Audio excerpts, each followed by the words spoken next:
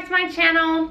Today I'm going to do a little bit of a different kind of video. I want to just talk about vloggers that have inspired me because I only recently became a travel vlogger about a year ago, and there's a few people, a few vloggers out there that really have influenced just the fact of me becoming a vlogger, and I think it's important to recognize them and to talk about this because I often get comments or messages that I've inspired other people to travel, or I've inspired them to even come to China, and I love those messages. It's what kind of motivates me to keep making these videos, to keep trying to send out my message, and I kind of want to do the same. I'm not expecting these people to watch this video or anything, but it would be really cool if they saw it and they saw how influential they have been on my life. So let's just jump right into it. There are 5 vloggers that come to mind off the bat when I think about vloggers that have inspired me, and I'm going to tell you them in reverse order. Number 5 is Life of Jord. Now, he's a vlogger that I discovered, I think, back in January of 2017. He didn't have that big of an audience, and it's really cool to see him now because now he's, I think, a little over 70,000 subscribers, so he's grown a lot. When I first found his channel, I think he had maybe 30,000 subscribers or something like that, and I discovered him through a video that was called Are Vloggers Faking It? I will link it up here above. This was in the very beginning when I first started to make travel videos, and I struggled with this idea that why are all travel vloggers so happy? And every video they make, it's like their world is perfect, nothing bad ever happens to them, and everything is an adventure. Even the bad things, they seem super happy about it. And while I am a very positive person, or I like to think I'm a pretty positive person, like, there was a lot of stuff that went wrong and a lot of things that I didn't like that happened in my travels, and it was hard for me to force this positivity. And that's what he kind of talked about or touched on in his video is, you know, are vloggers kind of forcing positivity? And I'm not saying that vloggers are forcing positivity, but it did put it in perspective to me that you do kind of change a little bit when you put the camera in front of your face because you are trying to send a message. And it also, you know, me being an editor, I know that whatever I put out there, I'm creating, I'm choosing what you see. So I'm essentially setting the mood of the video. I might have had an awful day, but maybe a few days later when I thought about it, it was actually a good day. And so the way I edited it maybe came off more positive than it actually was. And so I really liked the honesty from his video, and I felt more relatable, and I thought, you know, like, he's just a regular person just being a travel vlogger. Then I started looking into his other videos, and his quality was just, I think it's one of the best quality travel vloggers I've seen. Like, I don't know, his shots, the cameras he's using, it's just really high quality, and he puts a lot of effort into it, and it really inspired me in the very beginning. So he is the 5th most inspired vlogger for me.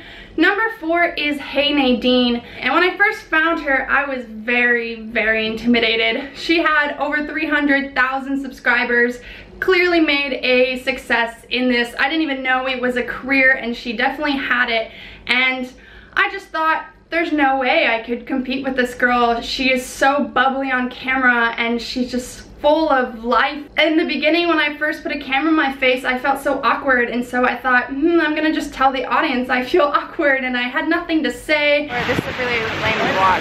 Hace una semana que estoy aquí solamente, y normalmente hay mucha lluvia, pero hoy es muy bonita. And I'd watch her videos, and I was like, wow, I want to be more like her. But I was so intimidated until I watched this video, which I'm actually having a hard time finding. Maybe she deleted it, I don't know. But she made a video where she talked about essentially her struggles with YouTube, because she's been on YouTube for, I think, 9 or 10 years. And you know, dealing with the competition, with there being so many creators, because that's the hard part. Like, a lot of people want to start vlogging, they want to start making videos, but they feel really intimidated because there's so many people doing it and there's a lot of competition, and how do you stand out? I struggled with the same thing, and it was awesome and so inspiring to see a successful travel vlogger talk about that and talk about how she faces the same hardships. And when I saw that, I no longer felt intimidated by her, and now I felt relatable, and now I felt I can do this, because even a successful travel vlogger is still gonna have these problems, so everyone has them, and that means that I can do it. So she was the 4th vlogger that inspired me. Number 3 is Fun for Louie. Now when I first found Fun for Louie, I actually found Food for Louie. So that was his old channel where he just ate a bunch of disgusting stuff. Like one time he ate a squirrel that was dead on the side of the road. When I first found this channel, I did not like it. I'm sorry, Louie, if you ever see this video. I did not like it. I was so grossed out. And it had such a big audience, and I was like, gosh, I think this idea is brilliant, but I can't do it. It makes me nauseous. And then I found his travel videos, and I figured out that he is essentially the grandfather of daily vlogging. And I thought, oh my goodness, like how has somebody been a daily vlogger for 4 or 5+ years, or however long he's been doing it? That is insane. And that is insane because that has a huge impact just on your life. And every time you put a camera in front of your face, you're not gonna act exactly how you are in person. It's the same way with any job you have. You have a little bit of a different mentality with your job. If you work in a restaurant, I have a different voice if I worked in restaurants or in customer service. It's a little bit more high-pitched. It's super happy because you're trying to sell something, and so your attitude changes. So it's the same idea with the camera. You're not 100% yourself. You're yourself, but like you just drank a bunch of coffee. You're really, you know, excited. And so I just was like, how is it possible for someone to be a daily vlogger? Like, how does that affect you psychologically? You're always filming everything you do. And I just had mad respect. How do you have so much creative endurance? Doing a creative field, any job, is really hard because you go through gaps. Like right now, I would say I'm in a creative bender. Like I have so many ideas for videos right now, and now I want to just keep making. But I do go through periods where I don't want to make a video. I don't want to edit. I get sick of it, like anything that you do or you overdo. And so knowing that he does that daily for years on end just gave me this boost of energy. I can do this. I just have to keep pushing. Look at this guy, he can do it. Number 2 is Casey Neistat. Now, I've gotten a lot of comments, actually people saying I'm similar to Casey Neistat, which is like the best compliment I think I could ever receive, because he's definitely one of my idols. Not just because of the quality of videos he makes, but actually him as a person.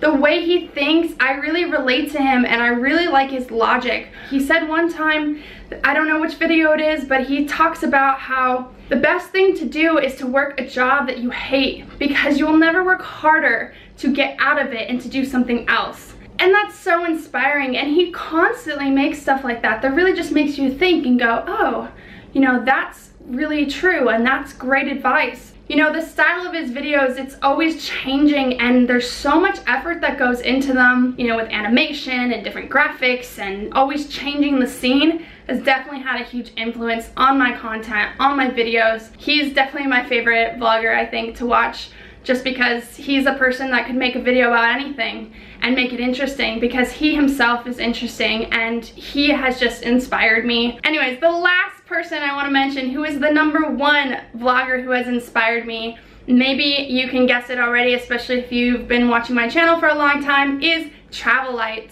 Travelite, or Jordan, is the whole reason I have a YouTube. I met her about a year ago in Guatemala. We were volunteering for a tourism company making videos. I had never even heard of travel vlogging. I didn't even know you could make a career off YouTube. I had no idea. And at the time, she had maybe 1,000 subscribers, and she was trying to do this, and she was telling me all about it and showing me all these different travel vloggers, and I just decided to go for it. I was terrified.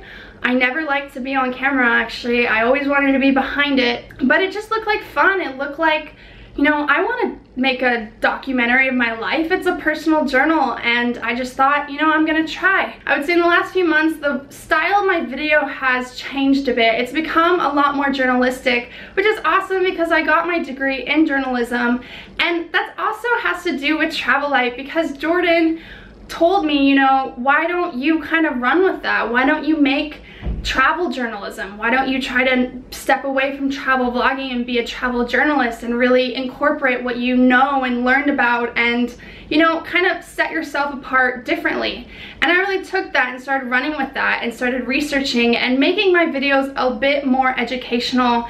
And I think you guys like them because they're becoming successful, and it makes me so happy because I finally don't regret the degree I got because I'm actually using it. Thanks to the encouragement of you guys, thanks to family and friends, I am trying to go for it. Anyways, I don't know if this video was interesting at all, but I just think it's important to kind of say thanks to people who've influenced me. You know, this channel is not only about travel vlogs or about showing you the world, but it's also about my personal journal, and it's for me. It's for me to see how I grow and to think about it and to start to analyze what I'm going through and how I'm changing. I think my long-term goal with this channel is to give back, is to be able to have the power to help other people, whether that is to help inspire you to travel or to do something different out of your comfort zone and showing you how you can do it. Or better yet, if I could somehow do what Casey Neistat does and raise funds and give it to charity, you know, using the power of the audience to help everybody else in the world, help different cities and countries, and help people who need the help.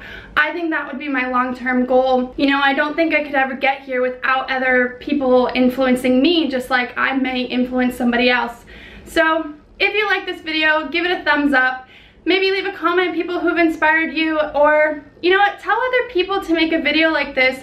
It'd be so cool if I could start a tag and other people start making videos talking about the people that have influenced them, because how great would it be if you yourself are a vlogger and you see another person make a video talking about how you influence them. I think that would be great, and it'd be a great thing for people to start, and it would just share a lot of positivity around the world. Like, everybody always needs encouragement. So I think that's enough talking. I'm out of breath. So remember to subscribe, especially if you're new. Follow my Instagram. I post a photo every single day, and I will see you next time. Bye!